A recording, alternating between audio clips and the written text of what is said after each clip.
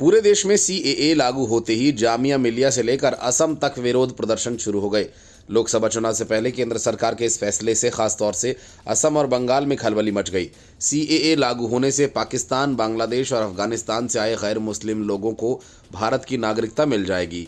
लोकसभा चुनाव 2024 की घोषणा से ठीक पहले नागरिकता संशोधन अधिनियम 2019 सीएए लागू होने से चुनाव पर सीधा असर पड़ेगा। खासकर पश्चिम बंगाल और असम में इससे बीजेपी को बड़ा फायदा होगा। सीएए की अधिसूचना जारी होते ही भारत की राजनीति में तूफान खड़ा हो गया है। पश्चिम बंगाल की मुख्यमंत्री ममता बनर्जी ने जहां इसका विरोध किया, वहीं केरल के मुख्यमंत्री पिनरई विजयन ने कहा कि वे इसे अपने राज्य में लागू नहीं करेंगे। हालांकि सीएए को लेकर देश भर में सुरक्षा व्यवस्था कड़ी कर दी गई है।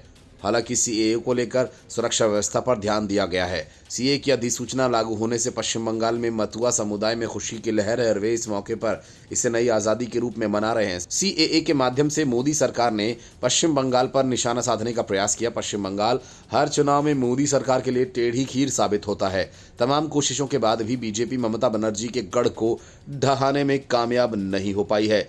सीएए के माध्यम से बीजेपी ने पश्चिम बंगाल के बड़े समाज मतुआ समुदाय को साधने की कोशिश की है। मतुआ समुदाय पश्चिम बंगाल में एससी आबादी में आता है और पश्चिम बंगाल की 30 विधानसभा सीटों पर मतुआ समुदाय की खासी पकड़ है।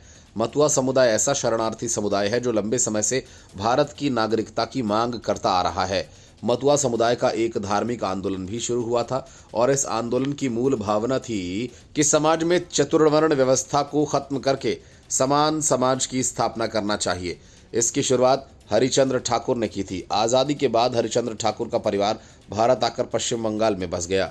यहाँ समाज को बढ़ावा देने के काम किए गए और उनके पोते प्रथम रंजन ठाकुर का विवाह 1933 में बीणा पाणी देवी से हुआ। बीणा पाणी देवी को ही उनके समाज के लोग मतुआ माता यानी बड़ी माता कहने लगे। इस समुदाय के लोगों को भारत में वोट देने का तो अधिकार मिल गया, लेकिन नागरिकता नहीं मिली। मतुआ समुदाय की यहाँ आबादी लगभग 3 करोड़ है। पश्चिम बंगाल की नदिया और उत्तर और दक्षिण 24 परगना जिले में इसकी मजबूत पकड़ है। इन जिलों में लोकसभा की 7 सीटों पर मतुआ समुदाय का वोट फैसला करता है। वे दिल्ली की संसद तक इसे भेजते हैं। पश्चिम बंगाल की राजनीति में मतुआ समाज के लोगों का बड़ा योगदान है। वामपंथी को बढ़ावा देने में इसी समाज की बड़ी भूमिका रही। 1977 के चुनाव में प्रथम रंजन ने वामपंथी दलों का समर्थन किया था और कहा जाता है कि इन्हीं की बदौलत मतुआ माता बीना पाणी देवी का संपर्क ममता बनर्जी से हुआ और उनके समर्थन से ममता बनर्जी बंगाल की सत्ता पर काबिज हुई। बीजेपी सरकार द्वारा सीएए की मांग उठाने से मतुआ समाज मोदी सरकार से बड़ी उम्मीद लगाने लगा। भारत की नागरिकता मिल जाएगी और इसी का नतीजा था कि 2019 चुनाव में बीजेपी उम्मीदवार शांतनु ठाकुर ने बड़ी जीत हासिल की। शांतनु ने अपने ही परिवार की ममता बाला ठाकुर को हराया था। ममता ठाकुर टीएमसी के टिकट पर चुनाव लड़ी थी।